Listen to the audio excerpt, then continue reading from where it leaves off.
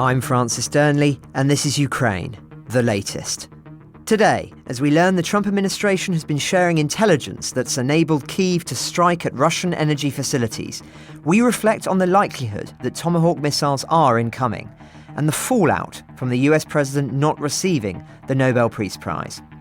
Then we hear live from the country of Georgia, where protests continue and tensions remain high, before ending with a reflection on a neglected subject: animals in war. Bravery takes you through the most unimaginable hardships to finally reward you with victory. Russia does not want peace. Erstens, wir verteidigen mit unserer Hilfe für die Ukraine auch unsere Freiheit und unsere europäischen Werte. If I'm president, I will have that war settled in one day, 24 hours. We are with you, not just today or tomorrow, but for 100 years. Nous ne pouvons pas, comme Européens, laisser gagner la Russie en Ukraine. Nobody is going to break us. We're strong. We're Ukrainians. It's Monday, the 13th of October, 3 years and 233 days since the full-scale invasion began.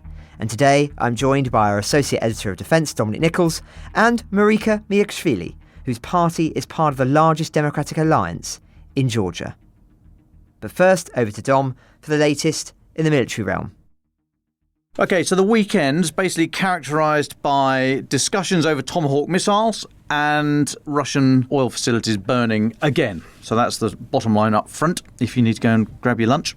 Anyway, so let's talk about over the weekend. Moscow's forces continued to target Ukrainian energy infrastructure. 5 people were killed on Friday when 21 of 78 drones got through air defence. 2 people were killed and many others injured after a strike at an energy utility company in Chernihiv. It's reported that there were subsequent attacks after the initial strike that were targeting firefighters who arrived at the scene. On Saturday, 103 out of the 118 drones fired at Ukraine were brought down, but 15 got through, plus a Kh-31 missile that killed 7, with dozens more injured. President Zelensky, speaking on Sunday, said that Russia had launched over 3,100 drones, 92 missiles, and nearly 1,360 aerial bombs against Ukraine last week alone. Last night, more strikes across the country, Kupiansk and Odessa being particularly hit. There were emergency power restrictions in Kharkiv, Sumy, Poltava, Donetsk and Dnipropetrovsk regions. Last night, Ukrainian drones hit once again the Russian-held oil facility at Feodosia in occupied Ukraine. That's the second strike there in a week. A source in the SBU, Security Service of Ukraine, said drones hit at least 5 tanks. A large-scale fire is recorded on the territory of the oil depot. The source said that an electricity substation in Feodosia had also been hit, as well as another in Simferopol. It's thought a substation connected to the Tavri power plant, which is about 10 k's east of the centre of Simferopol, was hit. Local residents near Feodosia said the fire could be seen from right the way across the city. There's various pictures and videos on social media showing an enormous blaze at the site there. Comes after Ukraine's Commander-in-Chief Alexander Syrsky said on Saturday that Russia's oil processing capacity had dropped by 21% because of Ukrainian attacks. Now then, Donald Trump and President Zelensky were speaking on Sunday and they discussed the possible US sale of Tomahawk missiles to Ukraine. President Zelensky described the call as very productive. It's the second time President Zelensky and Trump had spoken in 2 days. Russian officials, as expected, responded with their continued narrative about Tomahawks being escalatory, but at the same time they'd be ineffective on the battlefield. I feel another conversation about Schrodinger's Tomahawks coming on. But anyway, Kremlin spokesperson Dmitry Peskov said yesterday the potential provision of Tomahawk missiles to Ukraine is causing Russia extreme concern, as it is, what he says, a serious weapon. But he then said they would not change the battlefield situation. They would, of course, damage US-Russia relations, he said. This is another example of Ukraine hindering peace efforts. And then there's the old faithful nuclear saber rattling. Peskov said, just imagine, a long-range missile is launched and is flying, and we know that it could be nuclear. What should the Russian Federation think? Just how should Russia react? Military experts overseas should understand this, the representative of the country that regularly fires nuclear-capable missiles at Ukraine said. So I think flying on Air Force One, I think to Israel, Donald Trump was speaking to journalists. He was asked about the provision of Tomahawks for Ukraine. And he said, yeah, I might tell him, that's Putin, I might tell him if the war is not settled, we may very well do it. We may not, but we may do it. Do they want to have Tomahawks going in their direction? I don't think so. Responding to that, the occasionally sober Dmitry Medvedev said, one can only hope that this is another empty threat, like sending nuclear submarines closer to Russia. That was in response, you remember Trump back in August said that he was going to send, I think, hunter-killer subs up near Russia. I mention that because I'd point you to a tweet from NATO MARCOM, so the Maritime Command of NATO. It actually came out Thursday, but I only noticed it today. Thank you to Hat Tip. I think it was St. Javelin that I saw this, had posted this. But NATO MARCOM said that a French Navy frigate was conducting surveillance on the alliance's maritime approaches, marking the presence of a Russian submarine that had surfaced off the coast of Brittany, in France. Interesting that there's a Russian submarine there and that they feel the need to disclose themselves, or perhaps they had a technical problem. We don't know. Now, all of this is set against a Financial Times article from yesterday that said the US has been helping Ukraine to step up its long-range strikes on Russian energy targets for many months now in an attempt to weaken Putin's war effort and get him to negotiate.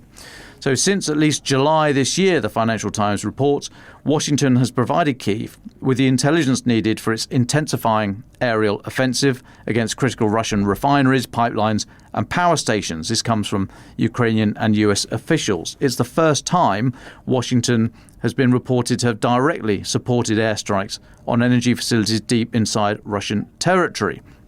A move discouraged, we believe, by the Biden administration over fears of escalation. Now, this shift, if indeed it is a shift, is viewed as a further signal of Donald Trump's growing support for Kyiv and his hardening stance towards Moscow, particularly in the wake of the failed summit in Alaska in August.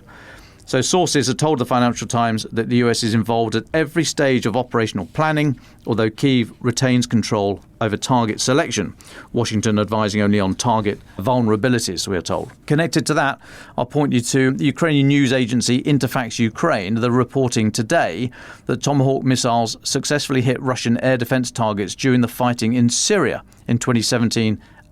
This comes from statements by Andrei Kovalenko, the head of Ukraine's Center for Countering Disinformation. Why do I mention it? Why are those dates significant? Because 2017-18, Donald Trump was in the White House. So he's clearly not afraid to use Tomahawks against Russian military assets directly. So writing on Telegram, Mr. Kovalenko had said packet launches of cruise missiles at airfields and facilities in Damascus and Homs showed that Russian and Syria reports of mass shootdowns were mostly informational in nature, i.e. propaganda. Independent assessments, he said, confirmed that most of the ammunition reached its targets.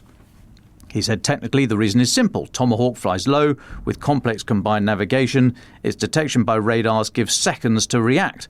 So effective interception requires a dense network of low horizon radars, instant transmission of target designations and synchronized operation of air defense systems. He finished by saying Russian S-400 or Pantsir systems, as NATO knows it, are weak against Tomahawk. I mention that because what he's describing there, that layered air defense network, is simply absent from Russia right now. Hence the reason the Kremlin is so concerned, I would suggest. I will point you also to the online news site Militarny, a Ukrainian news site that says the Dutch defense cluster, we're told that's a defense technology enterprise created to coordinate and support the activities of Dutch defense companies, has opened in Ukraine. The announcement by the Minister of Defence of the Netherlands, Ruben Brekelmans, came as he personally opened the cluster in Kyiv.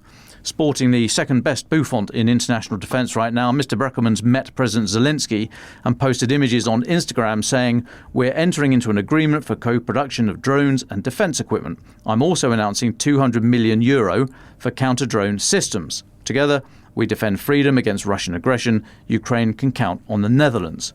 Now, this cluster is designed to help Dutch companies navigate what's described as the dynamic environment of Ukraine's defence industry by providing practical expertise, strategic partnerships and operational support. There's thought to be over 260 Dutch defence companies operating in Ukraine right now. In a statement, the defence cluster said, "We facilitate access to financing, provide regulatory advice and help form strategic partnerships that allow Dutch companies to strengthen their positions in one of the most dynamic defence markets in the world."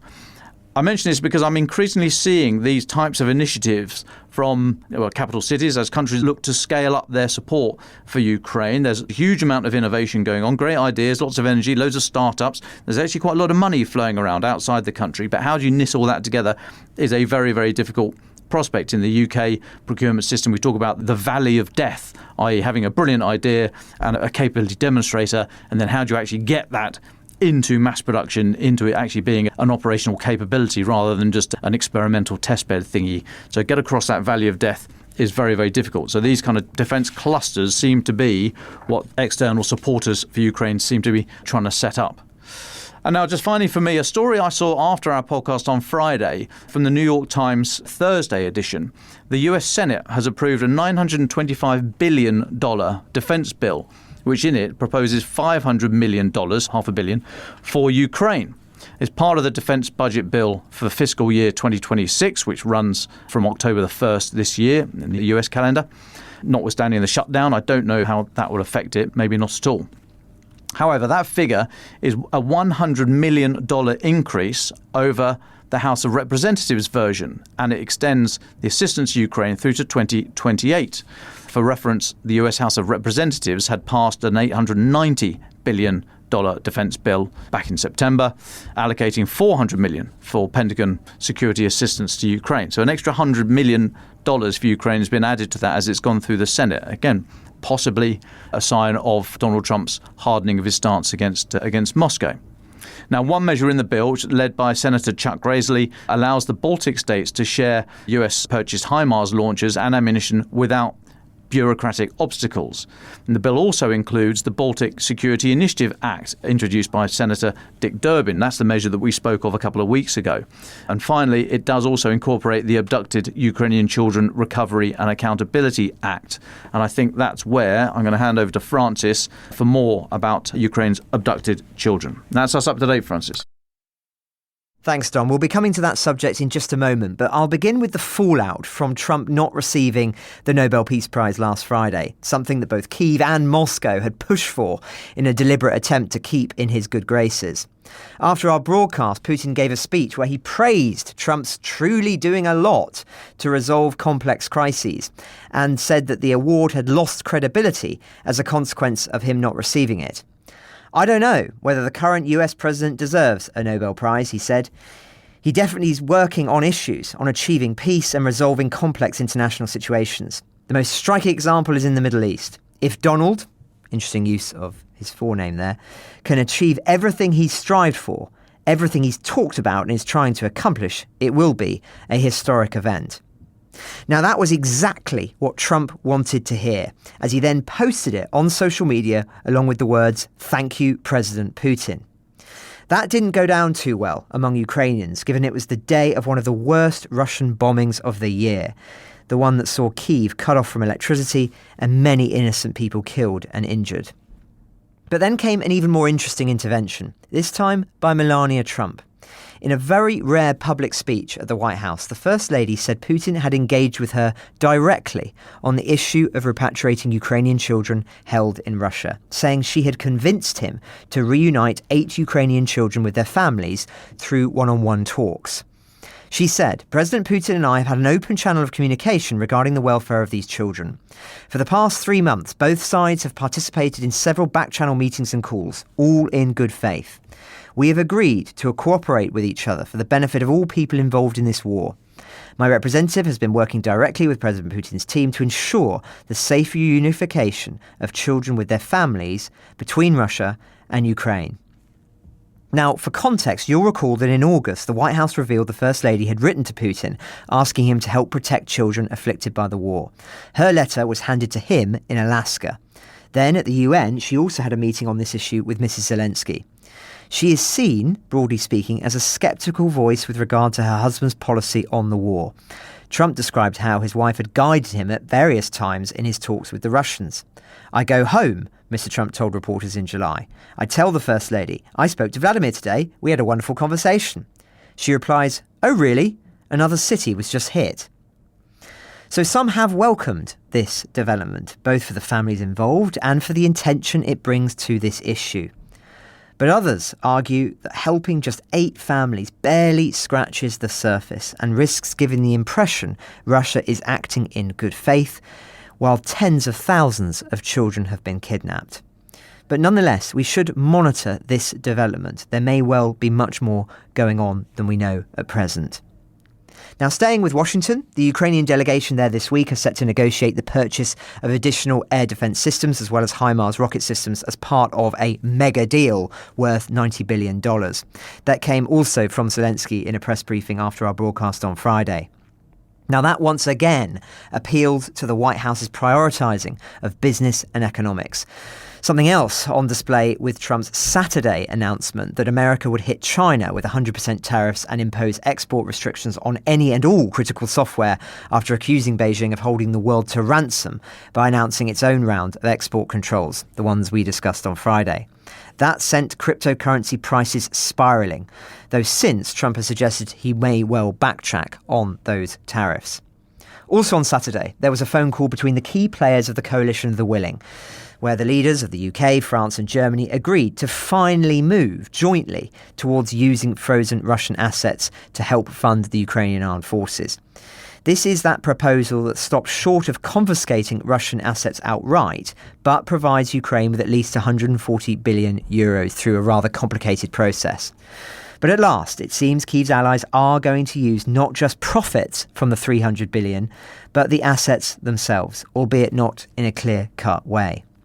Afterwards, President Macron of France spoke to Zelensky, posting this: "As the agreement reached in Gaza offers a glimmer of hope for peace in the Middle East, the war in Ukraine too must come to an end. If Russia persists in its obstinate warmongering and its refusal to come to the negotiating table, it will have to pay the price. France condemns the Russian strikes against Ukraine's critical infrastructure, which in fact target the civilian population on the eve of winter. Together with our partners, we are exploring the necessary assistance to restore and secure essential services. France stands more than ever alongside Ukraine, fully engaged within the framework of the coalition of the willing." Now, we were hypothesising on Friday whether the ceasefire in Gaza would be a positive development for Kyiv, returning, perhaps, international attention to their plight and encouraging Washington to maintain diplomatic momentum. Those calls between Zelensky and Trump that Dom mentioned would suggest the latter. But one last story before we go to our guest. There were reports, you may have seen them over the weekend, of little green men being spotted on the Russia-Estonia border, leading to the Estonians to shut that crossing out of concern Moscow was seeking to try something. Now, the Estonians actually put out a statement, such was the alarm about this, and they said this: "Reports suggesting the situation on the Estonian-Russian border is becoming tense are exaggerated. There is a road in southeast Estonia that briefly crosses into Russian territory. On Friday, we observed 7 armed Russian servicemen on that road on the Russian side. To avoid any potential incidents, we temporarily halted traffic there. In the longer term, we plan to stop using this road altogether. An alternative route that bypasses Russian territory is already available, and a new one is under construction. To be clear, nothing acute is happening on the border. The Russians are acting somewhat more assertively and visibly than before, but the situation remains under control." So that was the statement from the Estonians. In a sense, I think it in itself is the story, speaking to the fact that there are increased tensions these past few weeks that need to be combated, as it were, in the public sphere. Now, those tensions, many believe, are designed to sow alarm among NATO countries and thereby make NATO countries prioritise their own defences rather than Ukraine's. But now let's return to a country which I know interests many of you, Georgia, bordered to the north by Russia, to the south by Turkey and Armenia, and to the southeast by Azerbaijan. Last week, you'll recall the ruling Georgian Dream Party claimed to have secured a sweeping victory in the municipal elections. Critics contend that vote was manipulated to project a false sense of competition through technical opposition parties, while genuine opponents faced repression, arrests and exclusion. So, to discuss this, we are delighted to be joined again today by a friend of the podcast, Marika, Mikia-shvili, who leads on foreign affairs in the Droa party, part of the Coalition for Change, the largest democratic alliance in Georgia. Marika, welcome back. We had you on the podcast when there were those huge protests in Tbilisi opposing the Foreign Agents Law in 2024. Can you update us on the latest protests? They're huge that we've seen in the last week or so, and events in the days after these controversial elections. Thank you very much once again, Francis. Thank you for hosting me. Yes, well, October 4 proved to be a double Russian special operation in Georgia. It was a very heavy day for Georgians. On the one hand, we had these sham municipal elections, and the most democratic parties boycotted these elections because there was a very clear public demand for parties to not participate in these elections so as to not be seen as normalizing the status quo, and the Georgian dream would not be legitimized. And I must underline that international lack of legitimacy, which of course stems from domestic lack of legitimacy, is a big headache for the Georgian dream. So yes, a couple of parties did participate in these sham elections, but overall the public at large did not really care about these elections.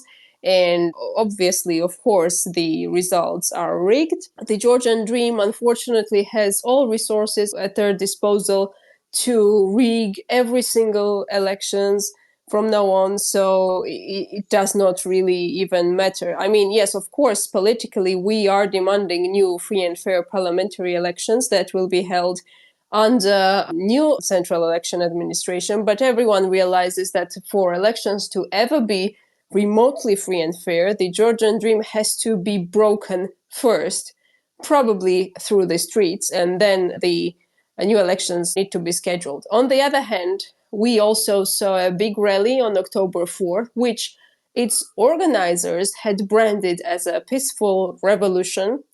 Now, everything surrounding this date and the planning of this rally is extremely murky, but it is evident that at some point, either from the very beginning or somewhere in the middle of the planning, Russians or the Georgian Dream Party hijacked the process, and they very much wanted to use this big rally to discredit the protesters in Georgia.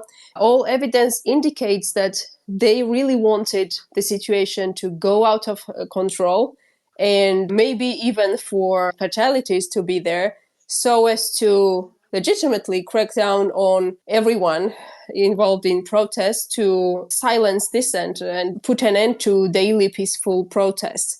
However, thankfully, the situation did not go out of control, but the Georgian dream proceeds with worsening repressions. We see more and more people thrown in jail, but they did not achieve their wish to discredit protests. And I think we will soon see bigger and bigger rallies again announced.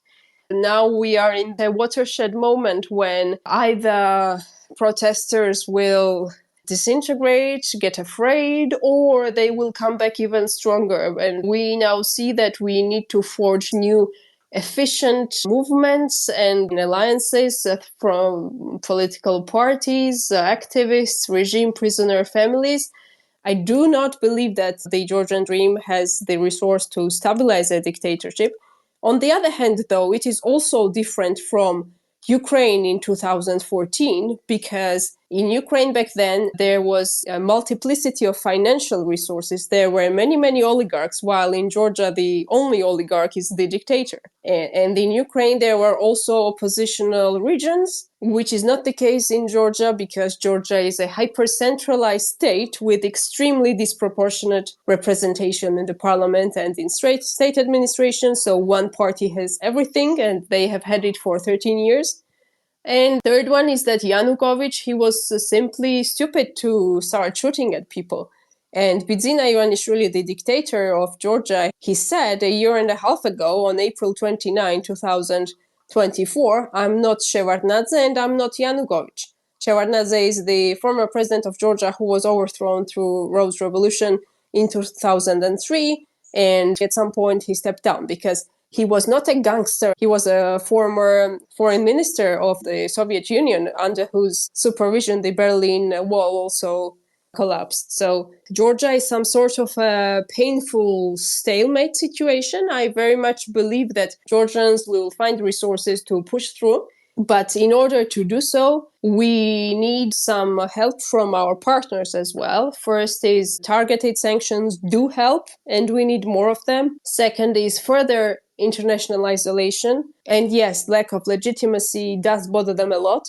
And the third is the resistance in Georgia is very starved of funding and resources. So these are the things that are needed for Georgia from our partners: targeted sanctions, international isolation of the regime, and supporting civil society organizations and independent media. Thank you very much, Marika, for that overview. I've just got a question relating on what you've just said there, because it was quite noteworthy, I thought, that Jordan Dream's Prime Minister accused foreign intelligence services of orchestrating this unrest that you've just described. And of course, many people would strongly question that. But it is ironic, isn't it, that on the one hand, you've got Jordan Dream accusing foreign powers of intervening and trying to sow discord in Georgia, when actually it feels like there's been a relative lack of comment by European leaders as to what is happening in Georgia. I wonder if you could just comment on that. Do you feel let down by the lack of statements that were put out by Europe's leaders on what's going on in Tbilisi? I wouldn't say that I'm let down necessarily in these last few days. However, overall, in general, of course, more can be done and more must be done. I understand that Viktor Orban is blocking sanctions, but at least the European countries could go through with the coalition of the willing and impose sanctions through that angle. France, Germany, Poland. I know that the United Kingdom has imposed quite important and powerful sanctions, but there should be more, because the UK sanctions is what the regime seems to fear the most, since all their offshores seem to be under British jurisdiction. And the main propaganda TV channel, TV Imedi, is also operated by a company that is based in the UK, Hanwell Partners. So UK has a lot of power to affect the dictatorship in Georgia, and it really is a dictatorship at this point. They also plan to ban political parties. The Council of Europe's Parliamentary Assembly also called that scenario an establishment of a one-party dictatorship in Georgia just last week. So in general, more can be done, of course, and not just in terms of sanctions, but in terms of helping CSOs and independent media. For example, European institutions have long said that they would be allocating money originally allocated for the regime, the government, to then be allocated to civil society organizations. But we don't see that it's happening. But in the meantime, people are suffering in Georgia. And as I said, maybe the Georgian dream tries to portray that they will at some point stabilize a dictatorship and then have a reset with Western partners. But that is not possible in Georgia. In Georgia, as I said, it's a painful stalemate situation, not least because the Kremlin learned its Ukraine 2014 lessons. So now we're having our own unique way, which is very protracted, very painful. And our partners, of course, can help us avoid whatever costs can be avoided. Because eventually the Georgian dream will fall, of course, but it's a matter of how and at what cost. Hi, Marika, it's Dom here. Thanks so much for joining us today. I'm interested in the parallels you say about lessons learned from Ukraine's experience. I'm interested in any parallels with Moldova. And could you start, please, by giving us a view of how the news of the Moldovan election was reported in Georgia and separately received? They might be two different things. Of course, there was this anticipation on Georgian media for Moldovan elections. It was received as an inspiration, as a relief. And even on October the 1st, there was a march scheduled in the name of Moldova's pro-Western victory. And there were Moldovan flags at that march. I know that the news made it to Moldova as well. Some Moldovan profiles here on X were sharing this Georgia's march with Moldovan flags, and that was interesting. I myself also had an interview with a Moldovan TV channel, and they had seen these Moldovan flags in Georgia, and they were very happy. Inspired also because now we realize that we are the only foothold of Russia left in the wider region. because Azerbaijan and Armenia are distanced from Russia. I would just like to say that the Georgian Dream came to power in 2012 as a Trojan horse. No one voted for them as a pro-Russian power. And even today, they try to portray themselves as the real Europeans who will eventually deliver on their promise of European integration. They still manage to fool some part of the population that soon the war will be over, everything will be reset, and Georgia will be welcomed in the European Union. I will not say that it's a large part of population, but still they do manage to fool some people. Eventually, of course, I do believe in victory, but again, when and at what cost? And Moldova absolutely avoided a disaster.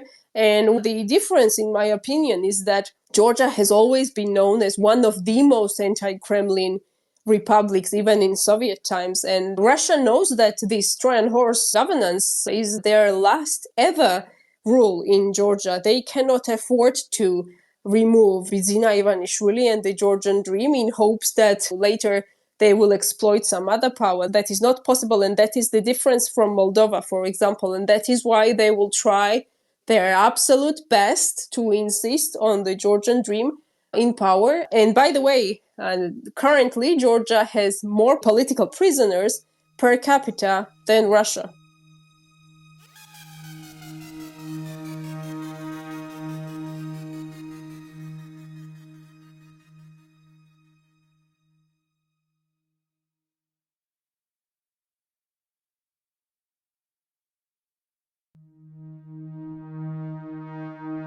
I'm going to go to our final thoughts now. Dom, where do you want to leave listeners today?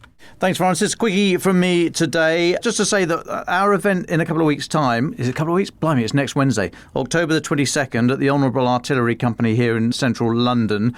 We've managed to secure some extra tickets. So if you do want to come along, Adley is going to be moderating the panel. It's going to consist of me and him. We've also got General Sir Richard Barrons, former four-star commander here in the UK. He was one of the three authors of the recent Strategic Defence View, and Orysia Lutsevich, who runs the Ukraine Forum in Chatham House. So it'd be a great panel. It'd be great to see you there. If you want any tickets, like I say, some extra ones have been released, and we'll stick a link on the episode notes. But I hope to see you there. Thanks, Dom. A longer final thought from me today, prompted by the wave of messages I've received after Friday's Ukraine the Latest newsletter, where I touched on an underreported subject, animals and war.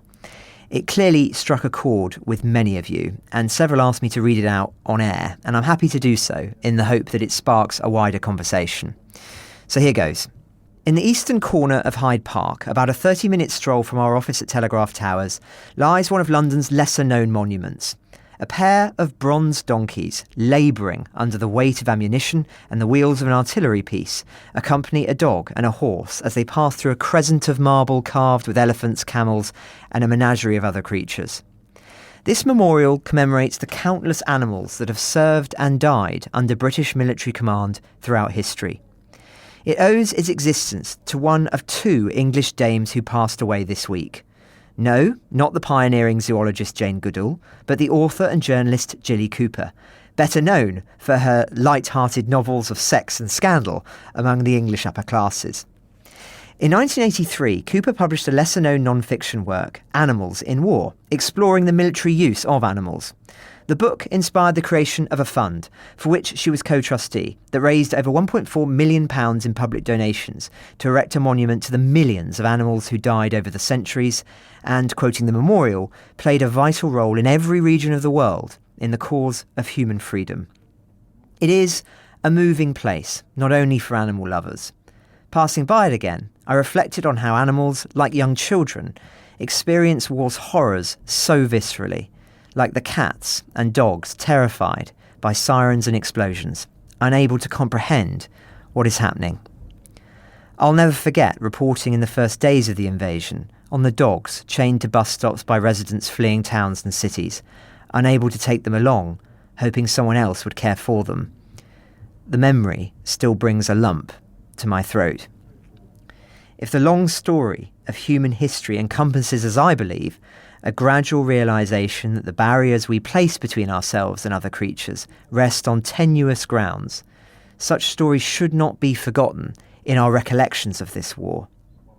In Ukraine, animals have become both practical assets and emotional anchors amid conflict.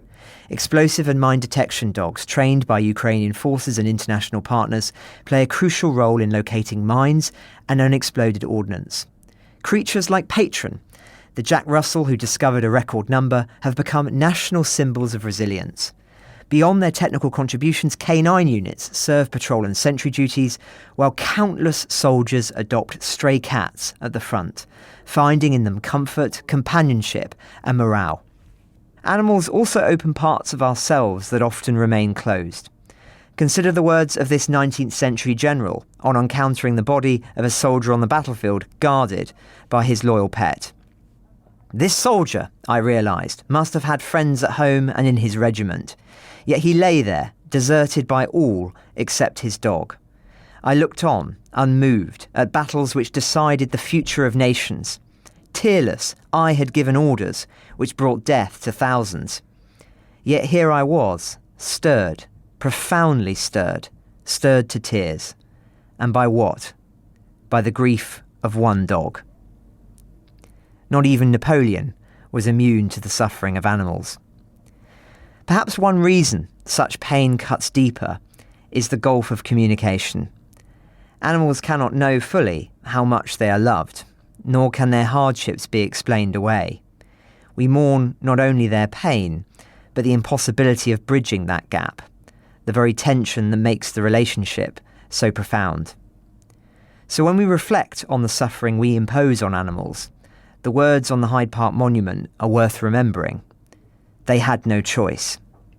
But we do, and that choice surely calls on us to act with care, compassion, and conscience towards our fellow creatures. As we always say, the newsletter offers us an opportunity to reflect on subjects we don't have time to on air, as well as answering the questions you send in. It's free. There's a link in the show notes if you ever wish to sign up. Thanks again to everyone who's written in on this subject, including Bruce of Animal Rescue Kharkiv, which has rescued 30,000 animals since February 2022, and to photographer Chantel, who sent a portrait of a soldier holding a cat at a command post about 1 kilometre from the front line. Animals have a remarkable ability to capture public attention and raise awareness of human suffering, something we might do more to harness when it comes to this war. In the UK, the People's Dispensary for Sick Animals has long recognised animal bravery in war, internationally, through its Dickin Medal.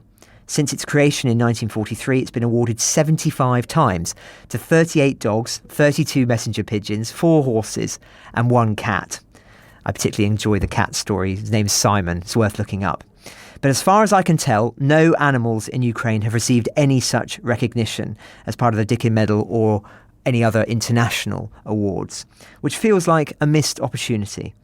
So if you could send me any and all stories of animals from this war that might well be relevant to this, I'll try and return to the subject in a future episode. There might be something that we can do together on it. But thank you, as I say, to everybody who's written in. Marika, as our guest, you have the final thought today. Thank you for the opportunity. Well, I would say that, of course, we all need for peace in Europe and beyond. There needs to be an unconditional Russian defeat in Ukraine, and we should all do everything to secure that. And please remember that Georgia is a part of this Russian assault, and it has always been basically the first testing ground for everything. In the 90s, it was separatism and proxy separatism. In 2008, it was invasion, and they ignored the Russian invasion in Georgia is largely why Russia was then emboldened to invade Ukraine also.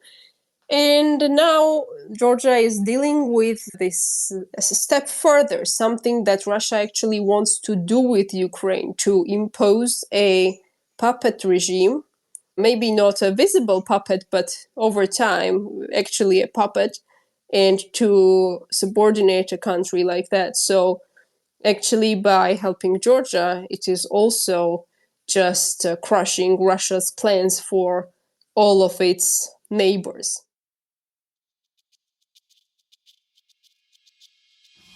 Ukraine the Latest is an original podcast from The Telegraph, created by David Knowles. To support our work and stay on top of all of our Ukraine news, analysis and dispatches from the ground, please subscribe to The Telegraph. You can get 1 month free, then 2 months for just £1 at www.telegraph.co.uk/Ukraine the Latest. Deploying cutting-edge technology, we also release Ukrainian and Russian versions of this podcast. These translations retain our voices and delivery so that it can reach listeners in every region of Ukraine and those parts of Eastern Europe where Russian is still widely spoken. Links to those can be found in the podcast description to this episode. You can also now sign up to the new Ukraine the Latest weekly newsletter. Each week, Dom Nicholls and I answer your questions, provide recommended reading, and give exclusive analysis and behind-the-scenes insights, plus maps of the front lines and diagrams of weapons to complement our daily reporting. It's free for everyone, including non-subscribers.